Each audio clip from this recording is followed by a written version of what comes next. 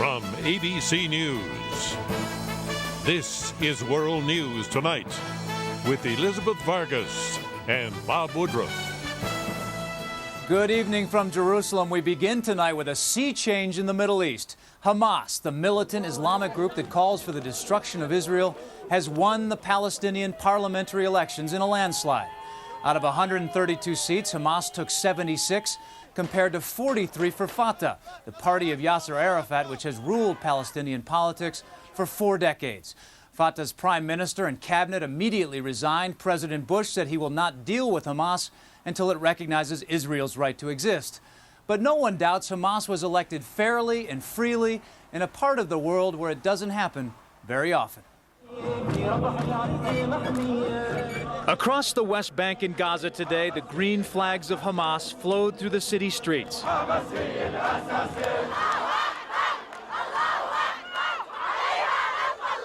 Thousands packed into downtown Ramallah, chanting and firing in the air.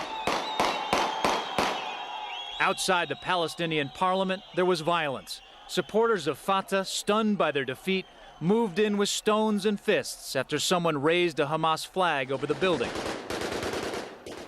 Fatah officials who have ruled the Palestinians for 41 years were stunned. I sent my resignation to the president. Long-serving peace negotiator Saeb Erekat went to bed last night thinking Fatah had won. This was a major shock for me. I woke up this morning to find the skies of my hometown green and to find a new political era, a new political life. There is no question that Hamas is more militant and more overtly Islamic than the secular leaders it defeated. At today's celebrations, the men marched in front, the women followed, nearly all of them their heads covered. Hamas won this election largely because many Palestinians believe Fatah's government failed. I am so happy Hamas won, this woman told us.